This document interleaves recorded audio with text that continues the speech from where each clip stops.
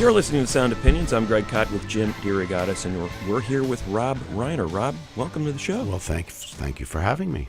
So, legendary filmmaker. We're in the presence of a legend. I can say that, and I would also have to say you got off to a pretty damn good start. Rob, I just have to say, I've read this quote that you gave years ago. No matter what else you would do in your career, your tombstone would say meathead. That's correct. I could win the Nobel Prize. The headline would be Meathead Wins Nobel. All due respect, sir. You're Yes. talking to two rock critics. Okay. Your tombstone's going to say Spinal Tap. Yeah. Okay. All right. We agree about so little in life. Or it might say there's a fine line between stupid and clever. Yeah, exactly. Yeah, But it will here be lies- Spinal Tap related. Greg and I agree about so little in life. We agree that Spinal Tap is the greatest rock movie ever made. Well, thank you. It Are is you guys the truest. Is one of you guys a Republican and one of you guys a Democrat? No, we're not quite that. Not that far apart. It's not No, that no. red blue. Oh, No. okay. All right. But we want to know about the young Rob as a music fan. When you're a kid growing up, in this famous household, what kind of music were you listening to? Well, I grew up in the 50s. I was a kid in the 50s and came of age in the 60s. I listened to the first era of rock and roll. I mean, I had a whole stack of 45s. I was one like the guy in Diner. I could tell you what was on the flip side of, Bye Bye Love. And I listened to Everly Brothers and Roy Orbison and, all of, the great stars of the 50s.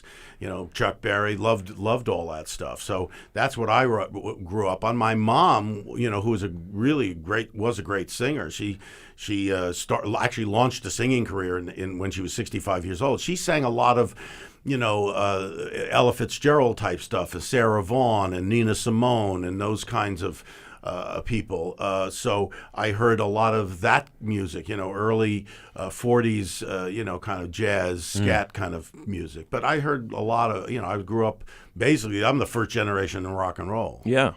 And the generation gap. I mean, I know what it was like with my dad. It was like, man, he couldn't stand that noise, Well, it's interesting. My dad didn't really get all that, but my mother really dug all the young, the things that young kids were listening to. She loved all that stuff. She loved Buddy Holly. She loved, everybody that I was listening to. Well, you describe almost a Stand By Me type soundtrack with the 50s greats. I just have this vision in my head of pre-Meathead Rob Reiner in his bedroom and Carl bouncing in and you're jamming on Black Sabbath and him saying, "What is this noise?" Yeah, well, I wasn't a Black Sabbath guy. I was not a headbanger type of guy. In the 60s, I was more of obviously I love the Beatles and the Stones and the whole British invasion, but, I liked Buffalo Springfield and I liked Country Joe and the Fish and I liked, Hendrix and Janis Joplin and, I was more into that than the heavy metal stuff. Mm-hmm. You went to film school, right? Well, I went to UCLA. Yeah. I was in the theater department, actually, at UCLA. And apparently the story goes that you knew Ray Manzarek and Jim Morrison. Well, yeah, I mean, they were in the film department there. Yeah. And, I'd see those guys. I mean, this is pre-Doors days, Jim was an actor at the time. He wanted to act and stuff. So I'd see these guys, but I didn't, this is way before, they formed the Doors. But then I became a huge fan of the Doors, and I remember one time going backstage. I mean, Jim was out there, and he would sometimes just leave the stage, and I asked Ray Manzarek about this, and he said, "Yeah, we finish the set a lot these days without Jim." Improv acting, improv rock and roll. You kind of were, yeah. peas in the pod in that respect. Well, the interesting thing about it is, during the 60s, I was with an improv group called The Committee, which was a group that came from San Francisco. It was an offshoot of Second City, which you know very well here in Chicago. And it came from, the group came from Chicago and started in San Francisco. And we had a lot of cross-pollination between the rock and roll world. We had Janis Joplin came on stage with us and performed with us. We'd have the Steve Miller Band guys come around, and Mamas and Papas. We had a lot of people hanging out, and and that really became the basis for how we understood how rock and roll people behaved. And that's why I think, and even Chris Harry, and Michael played in bands, so even though we were comedians and satirists, we understood that rock and roll world pretty well. It was cross-pollination. Yeah, absolutely. What was the genesis of the nugget of the idea of let's do a fictional documentary about a metal band in particular? Well, here's what happened. Harry Shearer and I, we had done this thing called the TV show, and it was a satire of different things on television. It was like a precursor to SCTV, and we did a piece on it, which was a takeoff of Midnight Special, which was a late night rock and roll show. Hosted by Wolfman Jack. And I played Wolfman Jack in that, and I introduced this heavy metal band. We made it up, Spinal Tap, England's loudest band. And that was the first time Spinal Tap ever appeared. I mean, they did a song, I think, called Rock and Roll Nightmare. And Russ Kunkel actually played drums. Great drummer. Great drummer, played for Linda Ronstadt and Jackson Browne. And Loudon Wainwright was the keyboardist, who was a friend of ours. So we had this band. And, while we were doing the sketch, Chris, Harry, and Michael started improvising in those characters. And I thought, gee, what a great thing to be able to do something else with these characters. Then we didn't think about it much. Harry and I went off and we had an idea for a movie called about roadies, the backstage and on a tour. And then this movie named Roadie came out with Meatloaf starring in it. And we said, no, we can't do that now. They've done this. Yeah. Meanwhile, Chris and Michael had done this little videotape of these two guys who run into each other in a hotel and in this drug haze kind of remembered that they worked in a band together and they were improvising, Nigel and David St. Hubbins, and so we saw this and we said, wait a minute, let's all get together and see if we can create a movie for this. And basically what we did is I went to a company named Marble Arch. I said, look, let us write this thing for you, and it'll be a rock and roll documentary. They gave us some money, and we've realized that there was no way in screenplay form we could capture what this was going to be, because it was going to be documentary. So I said to the guy, give us the money you were going to give us to write the screenplay. I'll make you a little bit of the film. And we made like 20 minutes of this film. We made, we had backstage footage, we had concert footage, I did interview stuff. And then the guy said, I don't like this, and so we went around for like years trying to get it made, and finally we were able to put it together for a couple of $1 million. Well, you mentioned the script, or the lack of. I've heard different stories about how long the actual outline was for. Fran Drescher says 27 pages. I've heard as little as 4 pages. It was 4 pages. Yeah. We basically, all we did was outline the tour, what the tour was, and essentially what the idea of the film was. That it was going to be about these two guys who knew each other in the Squatney section of London, and they formed a skiffle band, and then they eventually became Spinal Tap, and that was all. That's all we had, and we knew the characters, and then we did write a Bible, getting into the characters, who they were, what the albums were, and all that. And then we just started improvising. We mapped out a tour. We knew the venues they were going to play. We had the characters, and we just started improvising. The whole film was improvised. I had a long conversation about this movie with Roger Ebert, my colleague at the Sun Times, and he loved it too. And I remember him saying one of the things he loved about it was not only was it pitch perfect in capturing the rock and roll world, but he loved documentaries. He was such a huge fan. He said it parodied the documentary form. And I wonder about that from your perspective in particular as a filmmaker. Because Marty DeBerg, right? Marty DeBerg, yes. Right? Marty Scorsese and The Last Waltz, That's right? That's exactly where it came from. We screened every single rock and roll, from the Bob Dylan, Don't Look Back, and to The Kids Are All Right, and the song remains the same. I mean, the Led Zeppelin. We watched them all, and basically this became an amalgam of all those documentaries. And my character was based on Marty Scorsese from The Last Waltz. It's funny because he's so sort of obsequious, And the rock journalist in me always says, I'd ask them a million questions. And he's, asking these kind of obvious questions. And they, of course, give the ultra obvious answers. Yeah, no. And what I liked is that Marty put himself in the movie. Yeah. So I thought, that's what I'm going to do. I'm going to put myself in the movie. Right. What were your writing contributions above and beyond Chris's and Michael's? And well, we like I said, it was improvised. Yeah, it was all improvised. I mean, I did help contribute to the lyrics of the songs. We all wrote the songs together, but basically, it was all and all the interview footage I did.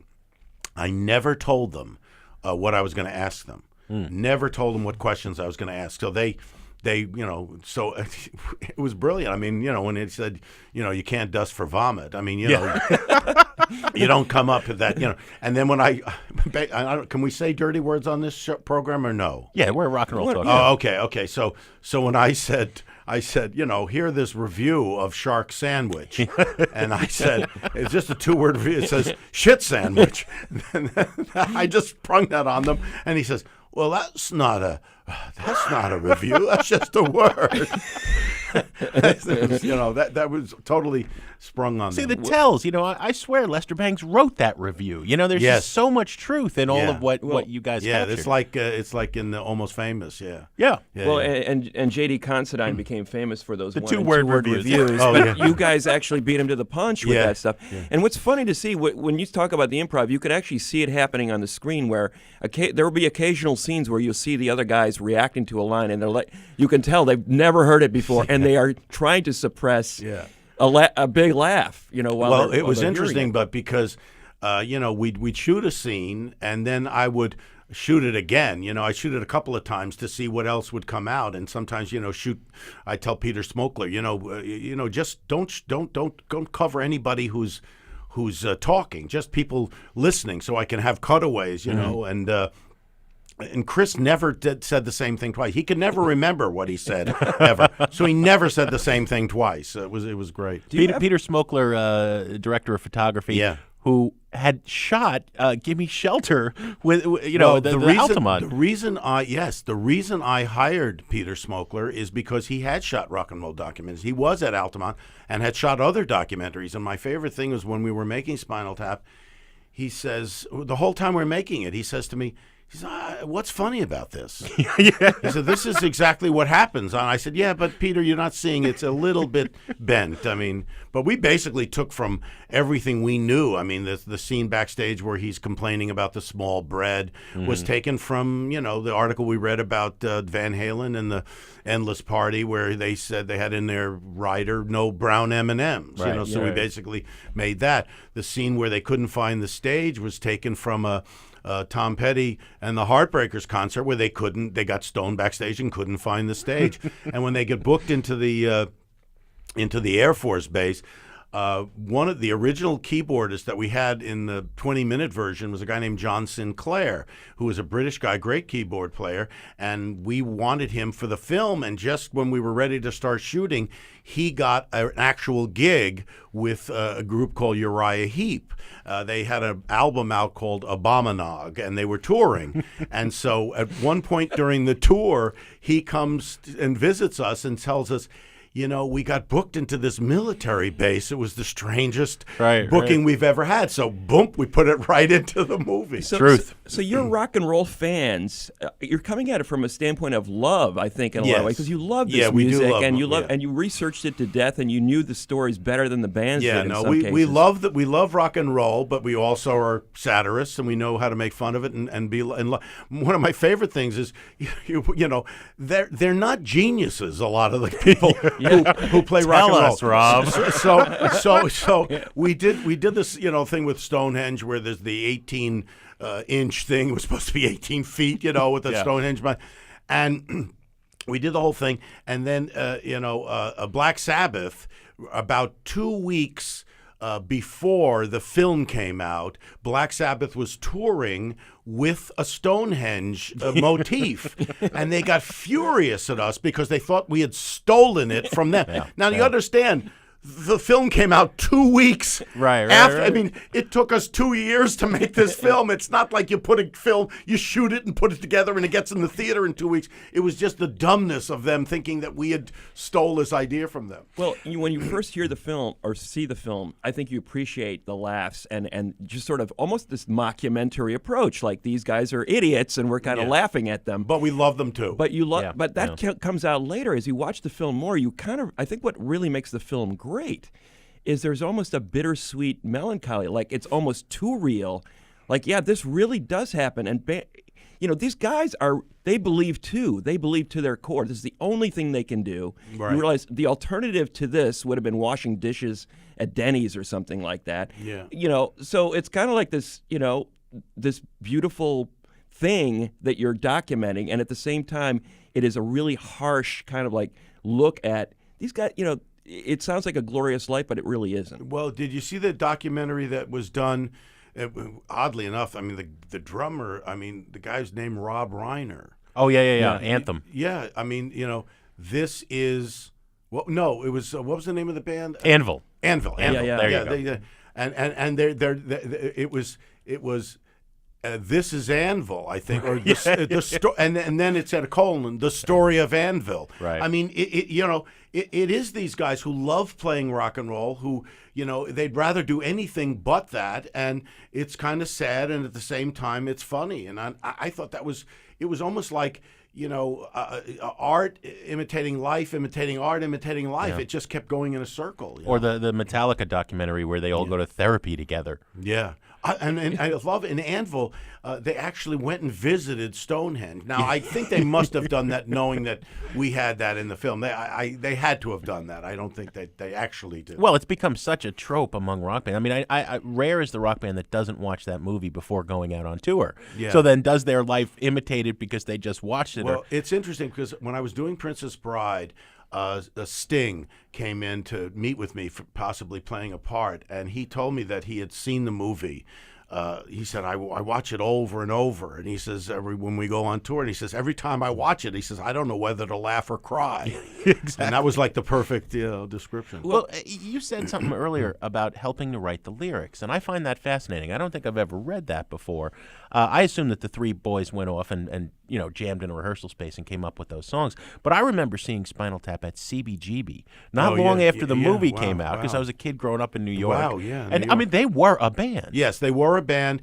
Michael played with the Left Bank at one point. Harry and Chris all played with bands at different points. Harry's a really good bass player. Yeah, he still plays. And Chris is a really good. He plays mandolin, plays guitar. I mean, these guys, and they write their own songs. I mean, and it wouldn't have worked unless you had a real. And by the way, all the music that you hear in the movie was recorded live. We didn't record any of that in the studio. We actually had it, it was done live right there, in the venues that we shot it in. So were you sitting with them while they were writing songs or recording? We recorded afterwards, to make an album. But no, we didn't record. Like I said, we performed live. And so no, I wasn't there when they wrote the music, but when we all kind of collaborated on the lyrics, like Big Bottom and Hell Hole and, Well, we're talking about this film on its 30th anniversary, and everybody sort of acknowledges it as a classic. I mean, the Library of Congress and the Smithsonian and all this, acknowledgement of the greatness of the movie. But it was not well received when it came people out, didn't right? understand it. I mean, satire, the classic phrase, satire is what closes on Saturday night. People don't get it. We first previewed this movie in Dallas, and people just didn't know what it was. I mean, they looked, and people came up to me after the screening, and I said, I don't understand why you would make a movie about a band that nobody's ever heard of, and one that's so bad. And I said, well, it's a satire, And they said, well, why wouldn't you make a movie about the Beatles or the Rolling Stones or something? And they just didn't get it. I mean, it went over their heads. It took a while, over a period of years, for people to really understand what it was. Mm-hmm. I think in terms of your legacy, It was obviously the first one, so it's always going to be near and dear. But looking back on it, did you see this happening where it started to influence the way bands perform and stage tours and reference it as like, okay, this was a Spinal Tap moment. It has become part of the language. Yeah, no, you don't know. I mean, a satire, if it's good and it's close to the bone, which this was, you're trying to capture actually what goes on. So I mean, it's not like I say, we're art imitating life, and so if it's close enough, then the life that goes on after is gonna, by definition, imitate what you've done. So no, but you don't know that people are gonna reference you. You thought, you make a movie and then it goes away, and then nobody ever hears from it again. It sounds like you've got enough outtakes to make like 3 more movies. Well, the interesting thing is when we had the first cut of the movie, which didn't include any of the interview footage. We had interview footage of about 3 hours, and the first cut of the movie was 4.5 hours. Wow. Without the interview footage. Wow. So I mean, we basically wrote the film in the cutting room. And you've never been tempted to put all that stuff out?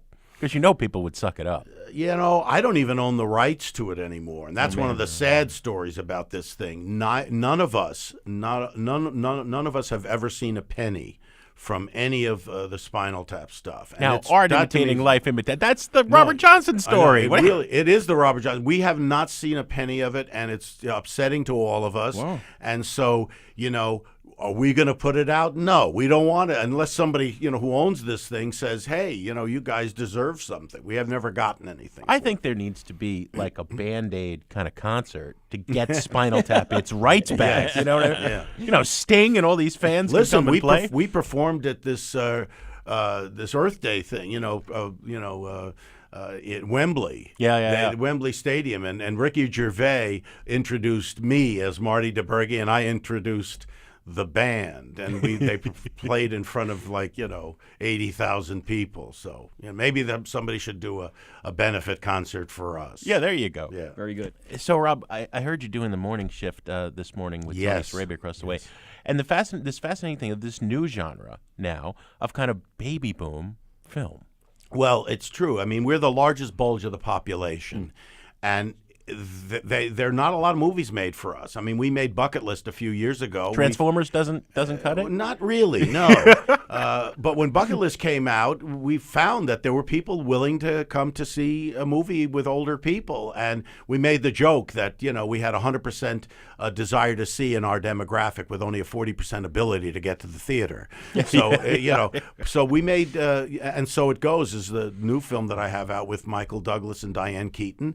And it's designed it's a love story for people finding each other later in life, and hopefully they're the same crowd that enjoyed Bucket List will come see this. What I liked about Bucket List and the new film is that it's not that baby boom thing where there's this other companion film that's happening where they're suddenly like superhero spies and they're still fighting the Cold War and they're like 70. I mean, I love Dame Helen Mirren, right? Yeah. But I don't buy her as a it's all this thing of I was retired. It's basically the line that Al Pacino had in Godfather 3, which by the way I pretend never existed.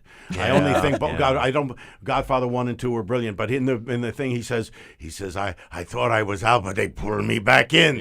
Basically it's that let's get these old people and bring them back in. Yeah. Well, you've got a strict delineation in the credits. Rob Reiner is the director, Mark Andrus is the scriptwriter. But given your background in improv, in script writing, how much involvement do you have in the way lines are delivered? Do you switch things up a lot during the filming? I do actually. It was an idea that I had. The idea for the film was an idea I had when we did the press junket for Bucket List. When everybody asked Jack what was on his bucket list, he'd say, one more great romance. And I thought this was the idea. So even though we brought in Mark Andrus and he wrote a great screenplay, my partner Andy Scheinman and I worked on the script quite a bit. And then Diane is an improvisational type actor, and she added her own little spin to things. Mm-hmm. She really hates to go by the script, I've heard. She says to me before we started shooting, she says, I don't act. She says, I don't act. I just am who I am.